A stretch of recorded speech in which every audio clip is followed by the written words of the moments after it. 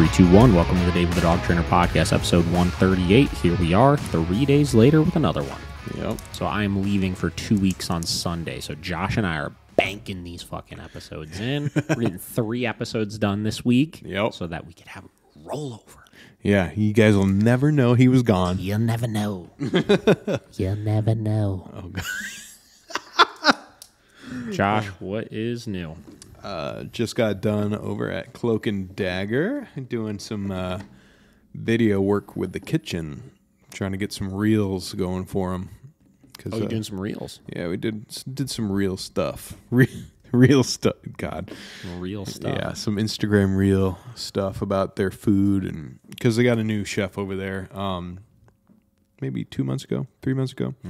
But he's trying to source everything locally and go with like seasonal vegetables, stuff like that. So trying to shed some light that it's not just your normal vegan food, that it's very mindful of the environment that it comes from. So that's pretty slick.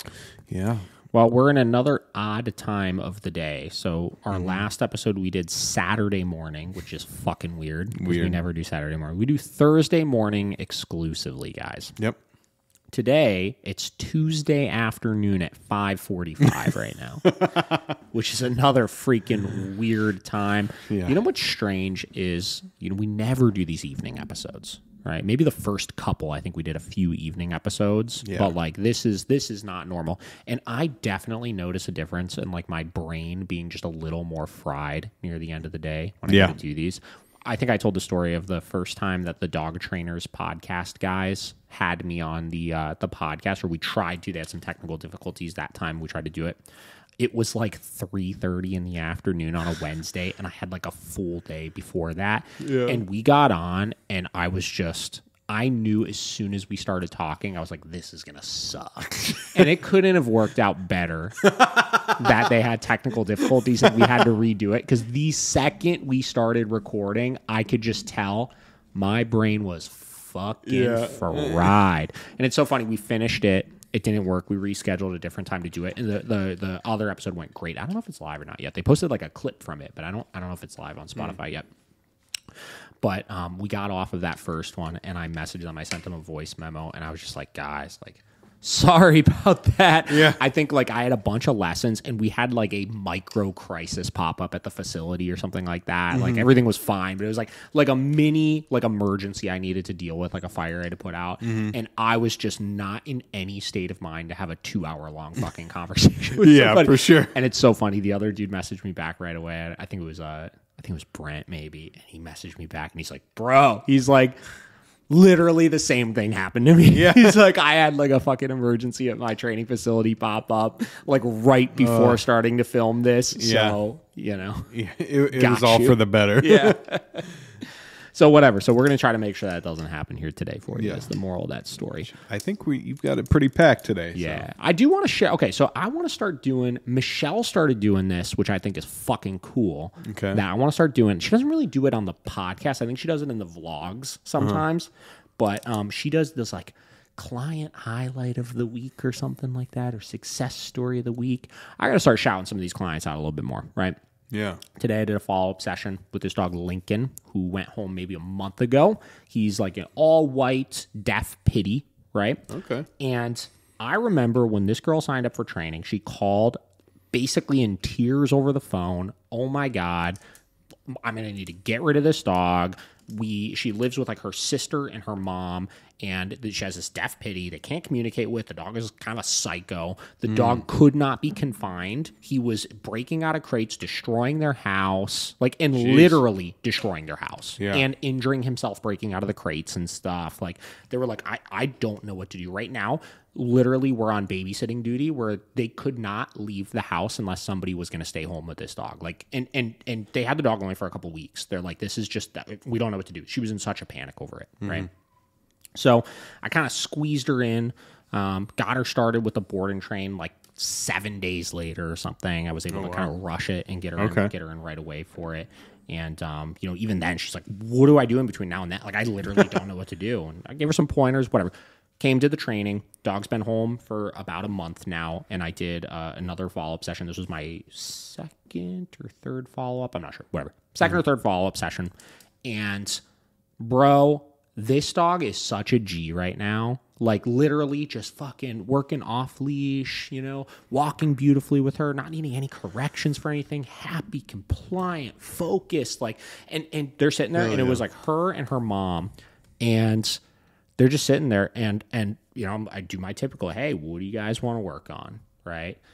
Nothing really to work on, everything's going great. They were just like, we just can't even believe, like, he's so comfortable in his crate now. We could leave the house. We have so much better control over him. I think the parents are divorced. She was like, yeah, I was at my dad's house the other day, and, he was kind of, scoffing at you spent all this money on dog training kind of thing. She's like, so then I went and I, like, did a couple hand commands and stuff, and she said even my dad was like, whoa, like, that was fucking cool, Yeah, that's awesome. It's just wild, man. Like, people don't realize, I get it all the fucking time. Let me do this, actually. Hold on. You said pull it up. I'm pulling up the receipts here. You got the little battery pack my with you? phone was about to die, and I don't have a plug right over here. I gotta get one. So I got the little battery pack. See, 545 is. First off, guys, just fucking shout out 224 5-star reviews on our Google page. Let's go. Only 5 stars. We stay 5 stars. We stay 5 fucking stars. stay 5 stars. Get out of here. All right, let's just talk about this for a second. Let me pull up this one because I think this one. Yeah, here we go. This resembles the point I'm trying to get across very well. This is another dog that went home about the same time. I think it was the same round of board and train as Lincoln. Did some follow-up sessions since she left this review, right? This was a dog, Finnegan. And this is what I'm getting at. People stress the money. I get it. It's expensive. Totally understand, right? But let's put for a minute into perspective. Let's put some dollar signs on your emotional state of mind. Yeah. Right? How much are you willing to pay to not have crippling amounts of anxiety and stress over your dog and know that for the rest of their life, whether that's 8 years, 9 years, 10 years, 11 years, that you're going to be able to enjoy them to the fucking fullest? Sounds priceless to me. Check out this review. This is a little shameless advertisement right now. Yeah. This is from Kara. Kara said, and you can go read this on Google right now if you want to. Afraid to spend this amount of money on training? Yeah, so was I. I went through multiple trainers trying to get help for my boy Finnegan. He was reactive towards people and other dogs and bit my mom's small female dog, and also was horrible on a leash and pulled me down. Miracle Canine was my last choice because of the price, but let me tell you, it's the best decision I've ever made. Not only do they do an amazing job with the dogs, they make the owners feel so comfortable by sending updates and posting pictures on social media. My Finn can now be in the same room as other dogs, walk like a champ with no reactivity, in parentheses, yes, 0 reactivity, and I can finally let him be a dog. Thank you so much to the Miracle Canine trainers. You have given me so much relief, and I am forever grateful. Let's go. Yeah, there's Let's nothing fucking go. Right? Mic And listen, drop. I get hyped up. That gives me a little bit of a ego boost, if you will. Yeah, right? But for you sure. know what I'm more pumped about? Just my ego boost comes from you guys living the best possible life with your dogs. Yeah. It really does. Mm-hmm. You know what I mean? And like I don't know exactly where I'm going with all of this right now. The moral of the story is, in all of these cases, we have people time and time and time and time again that are just fucking having horrible relationships with their dogs. Everything is terrible. Their life is so stressful. They can't have people over. They can't go anywhere. They're living in these crippling states of anxiety that I feel like a lot of trainers out there just don't get. You know, they get too stuck in their head of like, oh, if I had that dog, it would be fine, right? Or it'd be so easy. You just have to do this, this, and this, or blah, blah, blah. Yeah. But these are everyday owners that don't know what the fuck to do with these dogs. No. Right? And I understand that, again, it's a big investment to make to learn these skills you're going to need to learn in order to get past some of these issues. But you guys don't even understand how good your relationship with your dog could be. Yeah. You don't. And I'm not saying it's all rainbows and butterflies every time. There's hurdles to get past with a lot of people, right? But if you're willing to put in the work, you will freaking get the results. So that's a quick shout out to clients, Lincoln, as well as Finnegan. Congratulations. Good job, guys. Good job. I'm fucking proud of you. Yeah. That's crazy, especially the first one. It's like couldn't leave the house. Yeah. Can you imagine feeling like you could not leave your home because of your dog's behavior? Yeah, and then you have like that incredible like guilt feeling because they just got him, right, like 2 weeks. They just had him for a couple weeks. Yeah, so at that point you're like, what did I do? Yeah, you know what I mean. Like that's a lot of it. Is like you're like, what the fuck did I just do? What did I get myself into? Yeah, right now. You know, and you don't want to be that person that you have to give him back. Like it's a real guilt trip. So what are you gonna do? You know what I mean? Like what are you gonna do? Mm-hmm. So. Crazy, dude. And they did the right thing. It's wild. Like when you talk to people, like, I do most of our sales calls, right? Mm-hmm. And when I talk to people over the phone, the amount of times people are like either crying or on the verge of tears because they are so overwhelmed with their dog's behavior. Mm-hmm. It's absurd how often you wouldn't even imagine, So whatever. I'm gonna start shouting them out, All right. You got, and if you're needing a little nudge to push you to signing up for board and train, one-on-one classes, something like that, hop on that Google page, read some of them reviews. Yeah. How many? 500? No. 200. 200. Like 240. 240. Okay. Yeah. Either way, it's all somewhere five. in that range. All five, baby. It's all five. All Let's fives. Go. All right, so what we're going to do today, special episode. We've got 3 good questions. We're going to keep the Q&A kind of fashion going here. And then we've got a special review of we had the first time somebody made a little hate video about us. So we're going to watch it. We're going to react to it. See what we get. We're going to dip into the haterade. Let's get some views on it. Let's go. Yeah. So Josh, you want to start us off with some questions? Sure. All right. We're starting off with MFT 1976. Is this Instagram? This is Instagram. Okay. Yeah. It's a follower on our Instagram. This is somebody actually I did a couple virtual consults with. I think they're in like the Chicago area, if I'm not mistaken. Okay, that's cool. Yeah. I think I did 2 with them and one with her son. Oh, nice. Hey, in the family. She says, just had a curious question. My husband... Okay, hold on. I'm not going to fudge these ones up. Yeah. My husband runs a landfill down south, and there are plenty of stray dogs that live in the landfill and have for years. He says they are very friendly, and they all seem to get along with each other. How is this possible? Is there something to learn from stray pack dogs that actually live without humans caring for them?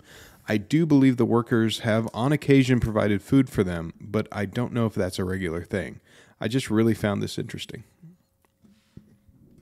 Great question. It is a great question. What do you think, Josh? Oh, that pack mentality, huh? I mean, I don't know. I don't want to get it into the, where it's like the theory about, the wolves and the hierarchies and all that, but I feel like in the wild, that's just how it comes to that's the natural progression of pack dog type of animals. I think they just make their own hierarchy out in the wild. And I think when you have multiple dog households and they're trying to figure out their structure, I think it's the same thing in the wild. They're just trying to whoever's the alpha, and then they kind of follow the leader of the pack. Does that make sense? I don't know. It does. That's what I think. Listen, I don't think you're totally wrong. I think that there's been all this conversation over the years about dominance and hierarchy and dominance theory and blah, blah. And people are like, people are like, oh, it's real. And then people are like, oh, it's fake. And then people are like, oh, it's real. And then others are like, oh, it's fake. Right. And it just constantly goes back and forth of oh, well, science disproved it this way. Science disproved it this way. And science disproved it this way. Mm-hmm. But here's the thing, right? We all can identify for a minute and say that as humans, right? A same species, right? Mm-hmm. Us as humans. It is very, very clear as you maneuver throughout life that there are different caliber of people, right? There are people that are way up here and are very assertive and take charge of situations. There are people that are very, very weak and submissive. There are people that sit somewhere in the middle. I think they refer to that as the beta or whatever it may be, right? A little Andrew Tateism there. Yeah, right. But there's like, there's all sorts of different, like when you're having interactions with people, it is constantly this game of like superiority. Yeah. You know what I mean? It is. Like everybody's kind of flexing on everybody a little bit, or other people are trying to really kind of stay, down in the seams and like keep the peace and not ruffle any feathers and stuff like that. And we just organically kind of figure a lot of that out. Right. Yeah. Now you have your anomalies of obviously people with, serious mental disorders and heightened aggression, if you will, and stuff like that don't quite fit into the mold. But for the most part, I think people do a very good job of self-regulating, figuring out that kind of harmony of that like hierarchy of where we sit with each other. And we can maneuver through that really, really well. Yeah. Right. But that's because we understand our kind. We can communicate very effectively with each other. Generally speaking, we all speak the same language, whether it's verbal language, if we're all in the same kind of area, whether it's, body language and how we interact non-verbally with each other, which is very, very apparent, how you use your body language, right? How you non-verbally communicate, all that kind of stuff. Yeah. And it's because we understand it, right? We're the same species, so I can understand when you do a certain thing, I can interpret it very, very clearly into what that might mean because I've done similar things myself, right? Now let's equate it to dogs for a minute, right? Dogs understand dog language, right? No different than we understand human language. Dogs understand dog language. So if you remove the human side of things, right, and you remove all the micromanaging and all of the restraints and all of the man-made things that exist in the real world to try to control dogs because of this misunderstanding of what we're actually seeing is, right? A lot of times, the majority of dogs are going to figure out where they sit with each other very, very nicely on their own, right? And, I think that, socially, let's look at like from a dog training standpoint, when we're running socials, right? The worst thing that you could do in socials and what generally creates the most problems is when we add in confusing man-made things, right? Leashes, barriers, fences, micromanaging of behavior that's very, very normal. Like imagine like if you're trying to have a conversation, let's say we're trying to have a conversation right now, and every 3 seconds, somebody's trying to butt into the conversation to stop you from saying something because they think it's going to offend me or try to get me to say something that's going to make you, less frustrated by something when we're just having a normal conversation. Now imagine how much tension that would create if we're trying to have a serious conversation with each other, both towards the individual that's doing that, as well as how much it would cloud the conversation that we're actually trying to have with each other. We would not be able to fully understand each other's points because somebody that doesn't understand our conversation is constantly butting into it, right? Now equate that to dogs. Everything dogs do, physically, the noises they make, the body posture that they do, stuff like that, it's a communication that they're having with each other that humans don't really understand. We can just interpret it based on repetition and pattern of seeing it in many different cases, right? And we, because we don't understand it, constantly try to micromanage it, which is what actually creates the problem, right? And because of that, dogs are never put in a position where they could ever get to the bottom of that conversation and create an understanding amongst each other because we're constantly stopping it from hitting that point. Yeah. Right? So I'm not saying that we need to let dogs figure out all of their problems with each other forever and ever for the end of time, because obviously I think in some cases that can create problems. And I'm not saying that this pack of stray dogs has never had an issue with an outsider dog before, where there's been scuffles and that dog has been, realized, hey, there's a sense of danger around this pack and I need to just go away and stay away from it. Yeah. But even that, I think they understand more deeply, right? They could get into a squabble with each other, and dogs in the wild understand safety and danger, right? They could stay close to something that is safe and they may have an understanding with and a good relationship with those dogs. Or if it's clear this isn't going to work out, they could generally figure out how to just kind of avoid it on their own. Yeah. You know what I mean? Obviously, in the human world, it makes it a little different because we can't let the dogs decide all of their decisions forever and ever for the end of time. Yeah. Right? We've got to we've got to add in some of the human element to things. We keep them in an enclosed area, our house, right? Yeah. We keep them in an enclosed area, our fence in our yard. Yep. We walk them on a tether, a leash, right? So they're existing in an unnatural world to begin with, where in the wild, it's much more natural. They don't get forced to stay in places that might be safe or unsafe, or go towards places that might be safe or unsafe, right?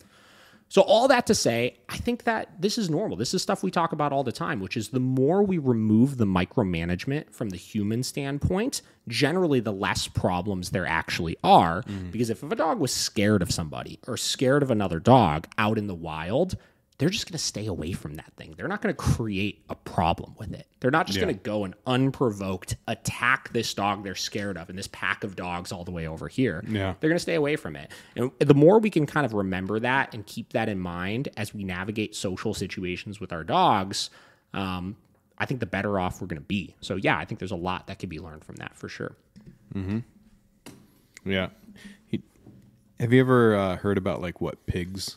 No, tell me about it. So every pig is the same genus. Like, it's the same thing. A domestic pig and a wild boar, same thing. And if you and this actually happened by my house when I was in high school. This guy, the city told him he couldn't have pigs in his backyard. I mean, there was a town. There's 2,000 people, all right? Sure. We were out in the middle of nowhere in southern Indiana. So he just let them loose. And is this where, do they, like, turn into boar? Yeah. They'll, like, evolve into boar? Yeah. I think I've heard something about this. Yeah. I think Joe Rogan said it a couple times about stuff, but it is true. And I've actually seen it where they were just domestic, the cute little pink pigs.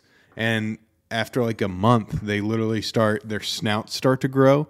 They get the tusks and they start growing hair again. Okay, this is a really interesting, way of framing this kind of, and obviously I'm sure there's a little bit more science to that situation. I mean, that might not apply to dogs, obviously. Yeah. But let's look at it this way, right? Like, the environment those pigs are in restrains them from becoming what they could ultimately become and learning the skills that they're going to need in order to adapt and survive in more situations. Yeah. Right? So let's look at it this way. Like, if we helicopter parent our dogs all the time, and we don't let them learn lessons, meaning, they go mess with the wrong dog and that dog scares the fuck out of them, and we don't jump in right away and we let them learn that lesson of, I should probably stay away from that dog over there, right?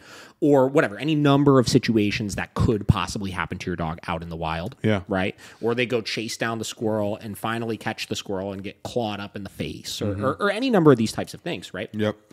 We're constantly stopping our dogs from learning all of these lessons that are important for survival. You know what I mean? Yep. We're doing these things for them to keep them alive, where they don't understand, oh my God, like, if I run in the street, I'm going to get hit by a fucking car. You know what I mean? Yeah. There's a reason why, generally speaking, you don't see stray dogs wandering around the highway all the time. Yeah. You know what I mean? I think that they probably are able to learn lessons on their own to keep themselves out of danger. Right? Which is why they're able to self-regulate and not see everything as this, like, I need to go run up to every person I see and every dog that I see, because they've probably experienced danger enough times where they have to be a little bit more cautious, right? But because we hold them back through the environment we put them in, they're never able to become that true self of theirs, and they're never able to become the best version of the dog that they can be, which is why, getting back to training methods, balanced training is so important, because we could teach safety and danger through consequences and rewards that we provide for them to help them ultimately understand how to self-regulate and live their best lives on their own, Yeah, and I think, probably one of the best examples of... I don't know, those kind of, like, new age wild dogs, like, being able to stay away from danger would be like when the dog daddy was kind of talking about, like, in Brazil, where these wild dogs kind of had their thing, and like, that's how he kind of grew up with dogs, that they were just had their own thing, and he kind of worked with them out in the wild and stuff. And there's ultimately going to be, like, a harsh reality to it of, like, if you go too far down that rabbit hole, like, I'm sure there's many, many dogs that just die. Yeah, they just because don't they make can't get access to food, right? They can't get access to water. They do make certain mistakes that are, life-threatening, right? You know, so obviously there is a degree of micromanagement that goes into play to keep your pet alive. Yeah. But you really need to play that risk to reward of like, where do I let my dog kind of learn their own lessons a little bit and figure out some of this stuff on their own? And where do I provide the guidance, right? Yeah. Or at what point in the spectrum do I provide the guidance so that they could learn the lesson, but I could still make sure I keep them safe with things, whether it's socializing with other dogs, socializing with people, learning what things we want them to do or don't want them to do in their day-to-day, you know? Yep. But yeah, 100%. I mean, anytime you go somewhere that has street dogs, Yeah. right, it is crazy to see how well behaved those street dogs are. I mean, there's a lot of places you can go to where there's hundreds of street dogs all over the city, and they all coexist just fine with each other. Yeah. You know, and they might have a little scrap here or there, but you know, for the most part, they're generally pretty good. Yeah, and you see, like they learn who they can trust and who they can't. You know, like maybe like Dog Daddy said, like they would come to him, but they would be like no one else in the town could get like close to him or whatever. You know. Yeah. And I think that's just that natural like figuring out, like you said. You should. One thing that I think people should do when they have like a free minute is go on YouTube and. I don't even know what you would search. So I see these videos that pop up all the time of like, I just saw one the other day and I was going to save it to talk about it, but I didn't. And it was like 3 chihuahuas or something like that, like in a house, right? And they were like engaging with these little like lick toys, like doing their thing, whatever. And one of them tried to go take it from the other one, right? And this was in like fucking Indonesia or some shit. You know what I mean? Like, this was definitely not in America, right? And the dog that had that toy fucking went off on this dog for trying to take it. And it was like this like 15-second long fucking scrap these two dogs had with each other. And there was no intervening or anything. Person's just sitting there fucking filming it. Yeah. You know? And, you know, figured it out, right? Scrapping. And then they just fucking stopped and they had their little stare down. And then one of them ultimately submitted to the other. Right. Yeah. And, you know, then they went right back to chewing their own toys and everything was fine. Right. And these dogs weren't like bleeding and all fucking fucked up and stuff like that. Right. They figured out this little scrap with each other and determined, hey, you're not going to steal that toy from me. Right. And the other dog learned the lesson from it. But under 99% of circumstances, if something even remotely similar to that happened in your household, what are you going to do? As soon as that scrap breaks out, you're going to be screaming and jumping in and grabbing dogs and breaking it up, which all that does, getting back to somebody intervening on a very, very important conversation, all that does is fuck with that moment, and it gets their attention onto you for a minute, but they never figured out their beef with each other. You know? So when you get into these issues with like multi-dog household fights and stuff, I think a lot of times when the issue gets really, really progressively bad, it's because we've extremed so far to any communication of boundaries amongst the dogs. We've intervened and said, you guys aren't allowed to do this, or we've confused it every time it happens, where without our constant guidance with things, if we miss something, those dogs don't know how to appropriately set boundaries with each other in a way the other is going to actually understand. You know what I mean? Yeah.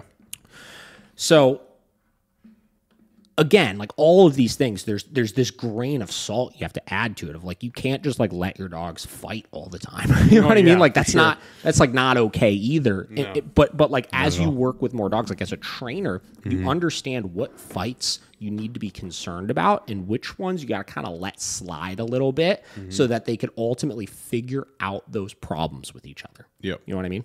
But what I was getting at is those videos are very, very interesting to watch sometimes, because like that one, I think I was even watching it for a minute. I was like, damn, that's a pretty serious little scrap with these two little dogs.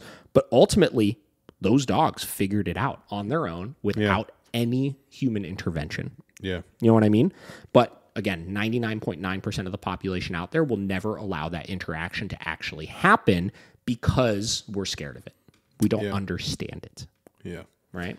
Everyone should go watch Brandon Fouché. Yeah, right? Go watch our episode we did on Brandon Fouché where he talks a lot about these types of concepts. Yeah. That's all I can think about. Is like that's literally what he preaches to this day. So, and again, you got to take it all with a grain of salt. Yeah. Right? These are all things that just add it to your arsenal of understanding and just pay attention to it a little bit more. All those things, when you're socializing dogs, all those things you jump in for and stop and this and that, like really start asking yourself, are these things I actually need to stop? Yeah. Or are these normal things that dogs do when they're communicating with each other? And the more I micromanage it, the less they're going to deeply understand each other. That's a good way to end it, I think, on that one. Damn, that was good. That was good. It was like fucking 30 minutes of one question. Holy shit. Maybe we won't. Yeah. Hit me with one more. Okay, so. Why don't you pick whichever one you think is good? Oh, okay. Well, let me look at the other one first, too. I feel like this one's more in line with what we're doing here. So, Brooke Johnson. Okay. I know this. Yeah, you like this one, or do you want? No, it's a good one. Okay. Yeah. So, Brooke Johnson, another one on Instagram, right? Yeah. Okay. She asked, hi, my dog came to you guys for training, and I love all the knowledge you guys provide about dogs. I live in a development, and unfortunately, a lot of people don't have control of their dogs. Just yesterday, I was walking my dog, and we were passing one house when a dog came running, barking, and growling all the way from the back to the front yard where we were, and it was too late. And we were already too close. Although I tried to pull my dog away, but since the dog was coming for him, I just dropped his leash and they fizzled out. Was this correct? Do you have any other tips on how to handle when your dog is having another dog run at it or attack it? I just want him to be safe when we go on our walks, and unfortunately, I can only control him. Please let me know, and thank you so much. So she's saying, so when like the only thing she could do when the dog was coming, she just dropped her leash? Yep. Okay. That's actually probably really good. There you go. Why is that really good, Josh? Because as we were talking about in the last question, it was less stress intervention. What do you call it? Stress tension, I guess, on the leash. Yeah. And the dog could get away to a safe area. She let the dogs figure it out. Yeah. Right? And again, now, getting back to it, right? Okay, so off-leash dogs, right? It's the age-old conversation of what the hell do I do if I run into off-leash dogs, right? Obviously, I look at this as there are three options, right? Option one is proactive. The best offense is a good defense, right? So when you live in a neighborhood for a while, you know who has dogs, you know where those dogs live, you know if those dogs are in the front yard, in the backyard, if they're off leash, if they're on leash, if they're reactive, if they're not reactive, right? You get a feel for the neighborhood. Yeah. If you go to a park, you generally know what parks are parks where people don't follow the leash laws and which ones people are very respectful of. If you go to a new park, as you spend your first 3 or 4 minutes there, you could be very observant of your surroundings and notice, oh, there's a pack of off-leash dogs all the way over there. Maybe I just don't walk in that direction. You know what I mean? Yeah. Or, this is a really, really tight, narrow trail. That might be a little dicey, if there's other dogs on it. I don't have anywhere I can go, et cetera, right? Yeah. So step number one is your best offense is a good defense, right? I tell people all the time, there are places I take my dogs, and there are places I do not take my dogs, and should I be able to take my dogs everywhere I want to and walk on every trail that I want to and walk past every off-leash dog that I want to and have that owner not be a nuisance to me? Yes, but is that real life? No. Yeah. And some people get so mad when I tell them that, like owners, they get so frustrated. Like, why shouldn't I be able to do that? I'm like, I get it. I understand the frustration, but it's like your option is either you go into that situation and you just run the risk of bad things happening and stressing your dog out and making your dog's problems worse, or you just avoid them and just say, I'm going to live to fight another fight, Thing number two is if you can't avoid it, right? Best offense is good defense, but you missed something, right? Dog ran out of somebody's house. Dog, whatever. Didn't catch that dog around the corner. Whatever it may be, right? And a dog is coming at you, and you see it coming at you before it ever gets to you. Our number one job is don't let contact actually happen, right? So that means do whatever you need. Excuse me. Jesus Christ. It's this fucking coffee I'm drinking. That's 6 o'clock. Do whatever you can do to make sure that dog doesn't make contact with your dog, right? Some people will carry things with them, pet correctors, small little air horns, a walking stick, something like that to deter that other dog. And be firm about it, right? If an off-leash dog is running at you, I'm not worried about accidentally hurting the other dog if I kick it to get it away from me. I'm worried about protecting my dog from, one, a bad experience, and two, potential physical injuries if this dog is actually trying to attack them, right?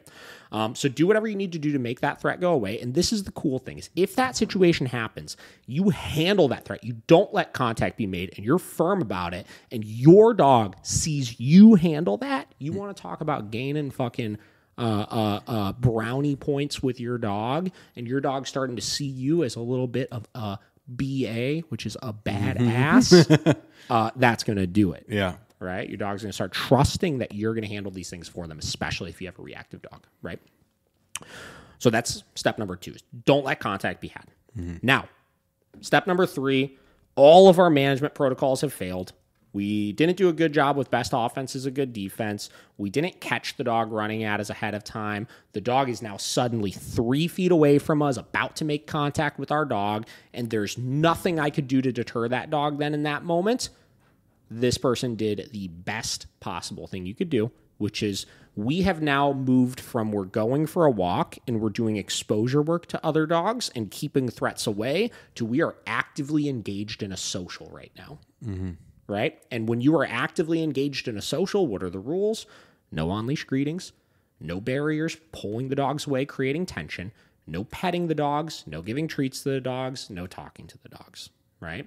We're supervising, we're waiting for the owner to come out to gain control over their dog, get them, and under 99% of situations at that point, if you just step back, even if there's a 2-second little squabble like we just talked about, of like, oh my God, you just ran at me and I'm going to kind of correct you for it, under most circumstances, it's not going to be a massive problem. And here's my logic behind that. The type of people that are so irresponsible with their dog that they let them off-leash run at other dogs, or they don't check and see if the front door is latched before they close it, et cetera, those type of people generally are that way because their dog is not aggressive. Yeah. Because they feel like because my dog is friendly, I should just be able to get away with doing whatever I want to do. Yeah. And though it's a shit mentality to have, it's a little bit of a relief sometimes to know that, that if you do just drop that leash, the probability of that dog just attacking your dog is pretty slim. It's not zero. There are definitely situations where it can happen still, and you do have to be mindful of that. If you do that and then a fight does break out, then you obviously need to know what to do then at that point, which at that point, if the other dog has a collar on, let your dog fight, obviously, but gain control of that other dog. So put a leash around its neck, pick straight up, cut off air supply if it's latched onto your dog, gain control over that dog then at that point. But there's no perfect way to handle all these types of situations. But generally speaking, that's going to be kind of the route you want to go down with it. Yeah. Yeah, so quick thinking, actually, on her part. Quick thinking. Yeah. And that was a great, that most people don't think to drop the leash. Most people, the dog makes contact and then they get stressed out and turn and start trying to pull their dog away, which that's what creates the fight. Because you put your dog into a little bit of a panic. There's all this stress from the leash. And if that other dog is running at you, even in a little bit of like a predatory state of mind, that's going to cause that dog to just fucking go for it. Yeah. Dang. That was a good one. Do you want to hit that other question or no? Where are we at? No. We're going to watch this video. All right. Because I don't know how much time we're going to have for it. All right. We will save that. And then depending on how long this takes us, because this video is only like 3 minutes and 40 seconds. Yeah. Maybe we'll go to that question after. Yeah. Well, he surprised me with this, by the way. He said, hey, we got some hate mail to watch. We got some hate mail. I'm excited. All right, guys. So a couple people sent me this. This video was made 11 days ago by this Robert Hines dog training. I did not make a reaction video to this initially because I really wanted to just have a conversation with the guy. I always tell everybody, I'm down to talk to anybody. If you like what we do, if you don't like what we do, let's talk about it. Yeah. Right? So I reached out to him a couple times. I commented on his video. He's pretty active and engaging with the comments. Unfortunately, this person deleted a bunch of my comments, made it sound like he was trying to reach out to me and I wasn't getting back to him. And it went back and forth for literally 11 days, right? And you can go read the comments if he hasn't deleted them already. So a little frustrating, obviously. Obviously, in these types of situations, I think if you're willing to make a video like this, you should be willing to have a conversation about it, you know? Yeah. I've made some videos critiquing other people's methods, and I'm happy to talk with them at any point about them and understand other perspectives. So what we're going to do is we're going to watch this video. Basically, he took a short that we made from the Miracle Canine Staff podcast. Hold on. That coffee, huh? Dude, it's the talking, right? I forget to breathe when I'm talking. So he took a clip from it that was actually a very good clip. It was going around quite a bit, and I stand firmly behind this clip. So I watched this video one time, but I don't truthfully remember a lot of the things he was saying in it. So we're gonna watch it again here right now. And we're gonna see what he's got to say and react to it. You ready? I'm ready. All right. Miracle Kenon and the myths about the Ecollar. Now, first of all, I want to tell you something. I've been watching dog training online for the last 15, 20 years, okay? And dog training has turned into a complete shit show. 15 years ago, the Ecollar was the last resort. Use the tool, train the dog, get rid of the tool. Today, it's always leave it on. Positive reinforcement. So let's start with this, right? Because obviously our video alludes to this idea of keeping the e-collar on long term, right? Mm-hmm. So my first question would be, why is that bad? Yeah. Why? Right? We could look at this with any training tool. It frustrates me when people use the e-collar as this example. Let's look at any training tool, right? Mm-hmm. A leash. Why aren't we looking at a leash of we should use the leash to get the job done to train the dog, then we should fade the leash out and never use the leash ever again? The flat collar. Why should we not just train the dog to not run away from us, then get rid of those stupid tags that have your phone number on it? Because why would you need that just in case? Yeah. Right? The e-collar. Use the e-collar to solve whatever problem you're having, and then fade the e-collar out and never use it again. The prong, et cetera, et cetera, et cetera. Right? The food, right? You should teach the thing that you need to teach, then never need to use food ever again, et cetera, right? Yeah. People like to target the e-collar, and here's the thing that I'm sure this is probably kind of what he's alluding to, which I don't disagree with, which is because I've had a lot of critiques of this as well. It's a lot of the like low-level e-collar use and the constant prompting with the e-collar to get the dog to perform commands. The use of the e-collar is done in this false way right now, which I would be very interested to hear his perspective on it. I don't know anything about if he's a balance trainer, a force-free trainer, anything like that. But I do think that we would probably agree on our use of the e-collar, the way we train it. And he's just going off of a video of us not actually training dogs, so I'm not sure if he knows how we train it, obviously. Our way we train it is the e-collar is to teach or stop something. And once we've taught or stopped that thing, if you're still needing to continuously use the stimulation for it, you've done something wrong, right? So technically, that would fall into the age-old way of use the e-collar to stop your behavior, then get rid of the e-collar. The difference is we use the e-collar long-term because behavior is contingent on consistent reinforcement. And to say that the dog will never, ever, ever, forever for the end of time rehearse that unwanted behavior ever again is a little absurd because we live in such a wild new world that 15 years ago, like he was alluding to, absolutely was not the case, right? So we put it on for the situations where maybe one day when the dog goes to rehearse this behavior, I'll need to correct for it again to further suppress and stop that unwanted behavior and be even further past the issue then at that point. So. Notice how the same thing is happening. 15 years ago, treats were your last resort. Oh yeah, just train the dog and get rid of the treats. Now, oh yeah, always keep the treat bag on your side. So saying the same thing about food, obviously. Why is this happening? Why is this happening? The world that we live in is much, much different than it used to be. Dogs don't just stay in their house all day. They're forced to tolerate all sorts of different situations regularly, day to day. So it's harder to be as consistent with all of the rules and boundaries as it was back in the day when dogs never left their front door. It's true.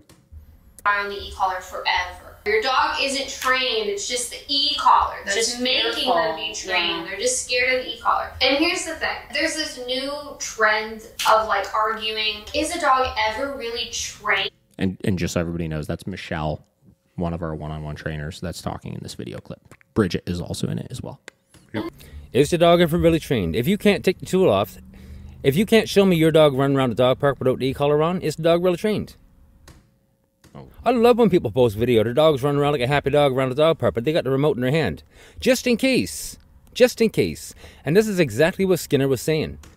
Okay, so we're going to take this piece by piece, obviously, right? Mm-hmm. So he hasn't answered the question of are they trained, are they not trained? But I think what he's alluding to in this video is that they're not trained, because I see these dogs running around happily in the dog park, but they've got that remote in their hand the entire time, just in case. And I think what he's probably getting at, and it would have been interesting to have a conversation with them, obviously, I think what he's getting at is they're probably secretly giving corrections to the dog, which is why they need to have it in their hands and they don't trust the dog's behavior, et cetera, right? The difference is, again, how we train, right? We train where one, we need to correct, we should not need to correct again. Meaning if I'm in the dog park with my dog, though the e-collar is on them, I should not need to actually use that stimulation if I've done a good enough job of teaching the command, because they understand how to avoid the consequence for not doing it. And it truly is there just in case. To which then we would have to have the debate of, why is it wrong to have something just in case? We have flat collars just in case. We have leashes just in case. We have tags that have our phone number on them just in case. Mm-hmm. So why would another tool be wrong with that? Now, the other thing, just to prove the point, because I knew we were going to talk about this. Yesterday, I intentionally went for almost an hour-long walk with my dogs, right? And I intentionally did not put the e-collars on them. I walked all 4 of them around my neighborhood for about an hour with just slip leads on, walking beautifully next to me. I have no way of giving a correction. I can give a little slip pop if I need to, obviously. But there's no way to give any real corrections. And again, you see in this video, all 4 of them walking beautifully with me. No issues, no training tools, because the way we teach with the e-collar is done in a way where they should ultimately avoid that sensation moving forward. Yep. And once that e-collar comes off, because they're so patterned to, even when it's on, not needing the sensation, they should behave just as well. But I still put it on just in case. Yeah. Punishment doesn't work because there always has to be the threat of punishment. Reward or punishment only works if there's the threat of reward or punishment. This is a tough one, right? He's going to... Here, we'll let... John Stodden says, as soon as you start using treats or shock or prong or anything of high value, any kind of punisher, you change the repertoire of the animal. The dog is now doing for the treat. The dog is now doing because of the shock. The dog is not doing for you. I want owners to be the highest value treat in their life. Okay, so you're just flipping the reward right now, right? So what you're saying is don't use treats because you should only be the treat. Mm-hmm. Well, that means that you ultimately have to be inherently motivating to the dog. The dog has to like whatever it is you're doing. You still have to reinforce behavior. Mm-hmm. Behavior doesn't happen without reinforcement. So this gets back to the conversation we had in our last podcast of us creating human expectations of what's aversive or what's rewarding to a dog. Right? Mm-hmm. He's saying we should always be the most rewarding things, just us at our core. But how do we make ourselves the most rewarding thing? The dog's life. When you are the highest value treat in your dog's life, you won't need high value food. You won't need high value tools like shock. If you have to still use tools or management things with it, that dog is just managed versus that dog is trained. A dog is only trained if it can do everything without tools, without any kind of ever. I don't care. That's like a stupid argument to me. Can my dog do the things? Can it go through life and be safe and everybody else be safe and then have a good life? That's all. And again, it's just in case. You know, you got the e-collar in your hand, you got the e-collar remote in your hand, just in case you got to punish a dog. And that's exactly what Skinner's getting at. Once you start using e-collar, you're always going to use an e-collar. It's a tool for life of the dog, just in case, because the dog might act out, you might need to react. Again, it's the same thing with if you're the most valuable resource, you have to stay the most valuable resource for your dog. So whatever thing you do in order to reinforce your dog, right? And again, it'd be interesting to hear, okay, well, how do you make yourself the most valuable resource? Some might say, well, you use a high-pitched voice, or you pet them in a certain way, or you be animated in a particular way, right? But then the threat of if that's not always there, the dog will still not listen to you, right? Yeah. So what if I'm having a lazy day and I don't want to if I'm in a bad mood and I don't want to get up and be like, hey, buddy, let me reinforce you in this way, or whatever way that is that he reinforces dogs. If I don't have the possibility of reward present at all times for my dogs, meaning I'm not going to do that at all times, my dog will still not listen to me. It's not just organically. I make myself a high-value resource, and then I don't have to do anything, and I never have to reward again, and I never have to correct again. I really care about. And to me, if that means my dog has to wear an e-collar every time they go outside off leash, okay, your dog has to go outside wearing a long line or a leash or a head halty or a martingale or a prong collar. I think it's stupid to say that because you use an e-collar long term in certain settings for the duration of the dog's life, that's like an insult. Yes, I do that because I want to keep my dog safe. You need your... You want to keep your dog safe. Now, the e-collar is all about safety. No, the e-collar is not about safety. The e-collar is about you controlling your dog, and it's only a tool of control. So you get into this. These are the weird arguments that don't even really make sense. Yeah. Right? He mentioned Skinner, right? Skinner is operant conditioning, right? Positive reinforcement, negative reinforcement, positive punishment, negative punishment. So you created all of that, right? Mm-hmm. Behavior is contingent on reinforcement and or punishment always being present. Yeah. Right? Or the threat or possibility of reinforcement or punishment always being present. The debate here is not the e-collar or this or that. The debate here is simply the tool that you're ultimately using. He's saying you should be the most reinforcing thing to your dog, or you should be able to punish your dog yourself. Yeah. And if you're relying on a tool in order to create that reinforcement or that punishment, right, meaning a treat or an e-collar, which are not you yourself, that the dog isn't actually respecting you. But that has been proved false by me just showing you a video of my dogs without the e-collar listening perfectly fine, right? Yeah. And they will listen perfectly fine because I've taught all of those things and used all of those reinforcements or those tools in a way where the dog is actually able to correlate them through me and not just the tool.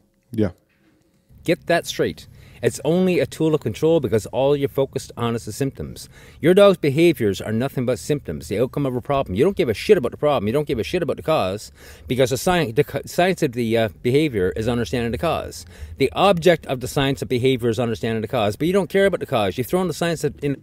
And this is where you get into, again, I don't know if he's force-free or balanced or if he uses tools or no tools or whatever the heck, right? Obviously, he doesn't use tools, right? I don't know if he uses corrections. I don't know if he delivers physical corrections to his dogs or not, right?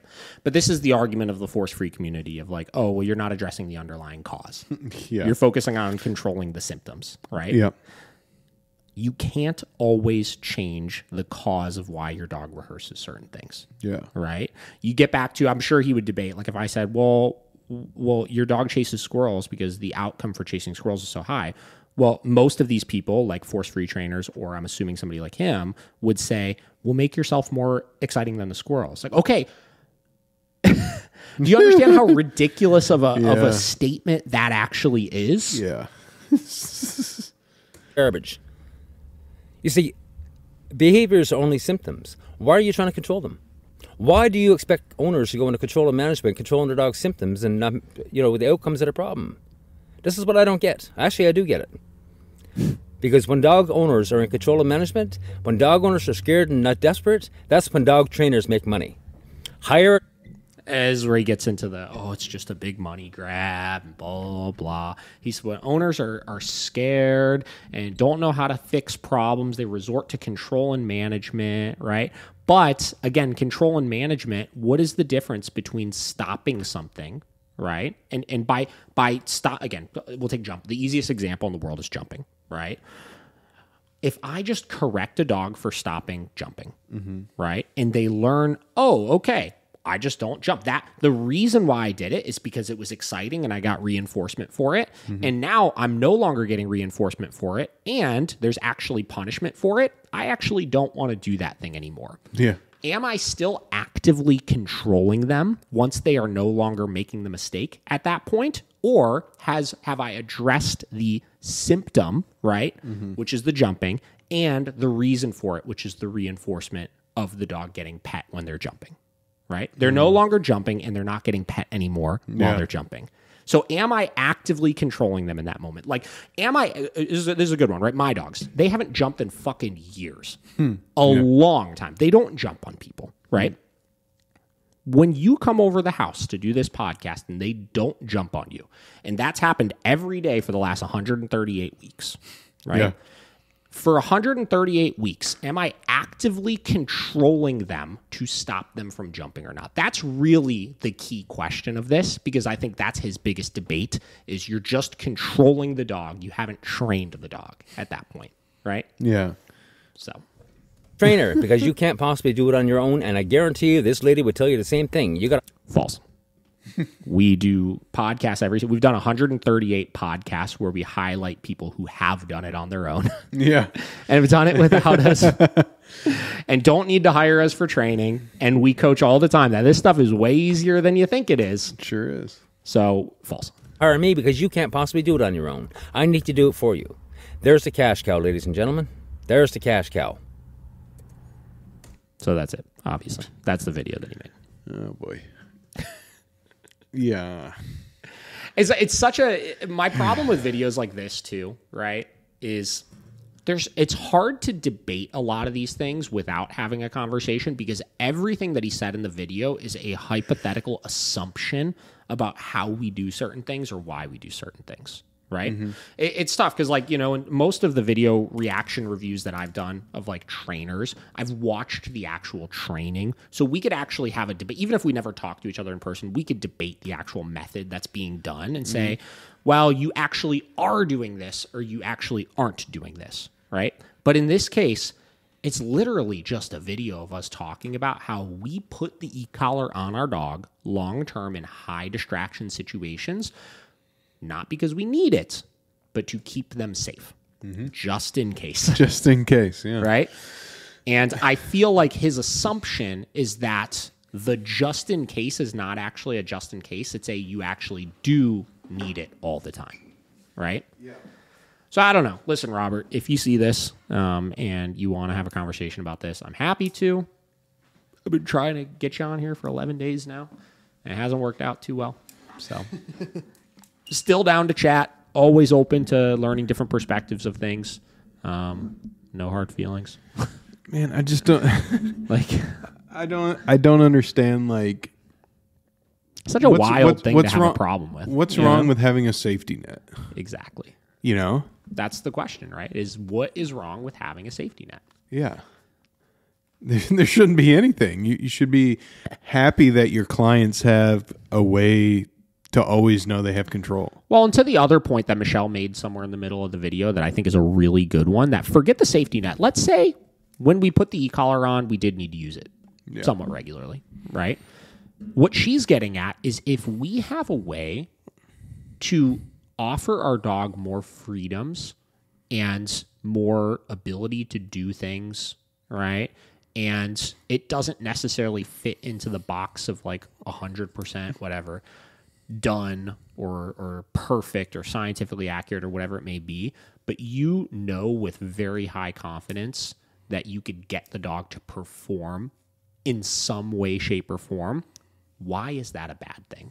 If we've given owners a way to have a better life with their dogs, if it's not something you agree with, why is that a bad thing? Yeah, that's right. I get back to the reviews all the time. I really talk about actual reviews a lot, because I think they're so important, because a lot of trainers talk in hypotheticals, and they share these like examples of like why it's good or why it's bad. Yeah. But like when you hear it from the horse's mouth of all of these people talking about how much better their life is, like I think it's undebatable. I said in that Dog Trainers Podcast thing at one point, I think I said like, I might have stole this from fucking Wes Watson. I don't know, man. I think I said like, you have to be undeniable. You know what I mean? Mm-hmm. That sounds like a Wes Watson thing. It sounds like it. Be fucking undeniable. Yeah. Right? You got to throw the fist down. Yeah, right.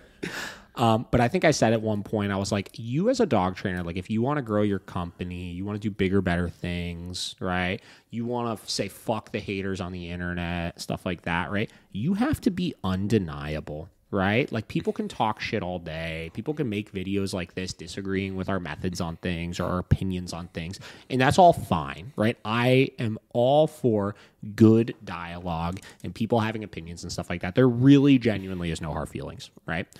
But I still know that I am undeniably providing better lives for the owners that we work with. And if you keep yourself grounded in that, all this shit doesn't really matter. Doesn't matter at all, yeah.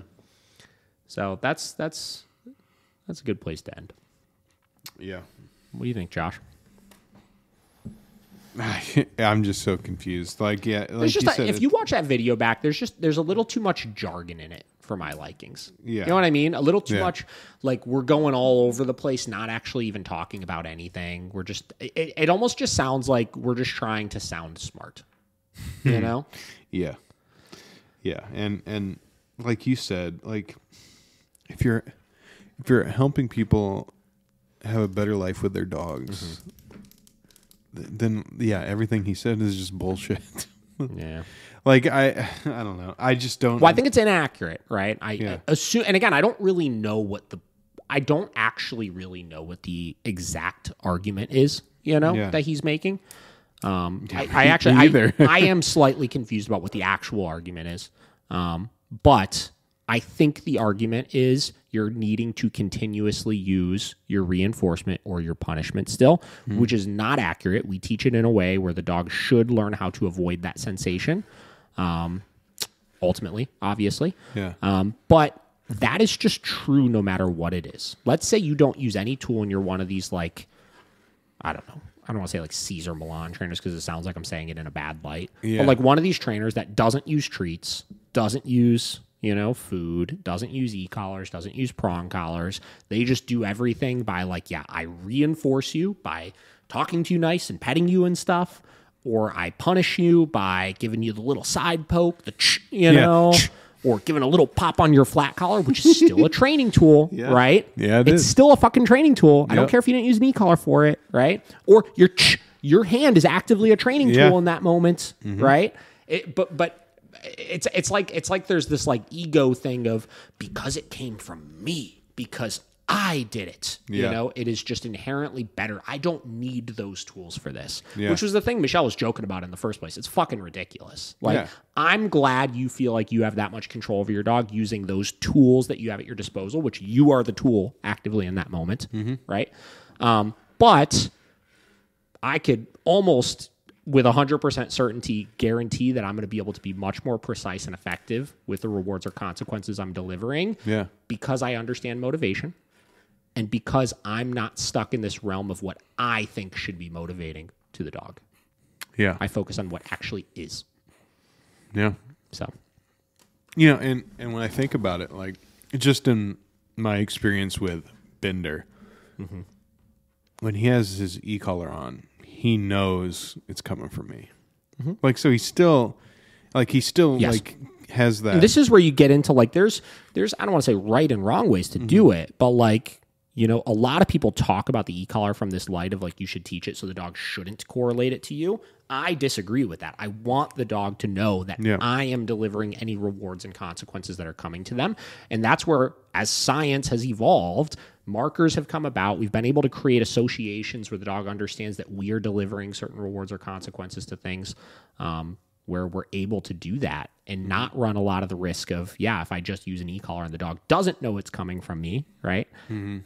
That the dog will not respect me. They will just respect the tool then in that moment. And you won't hit a point where when you go to try to take your 4 dogs for a walk without any training tools, that they won't listen to you then in that moment. Yeah. Right? So I think you still get a connection through that. So I don't know.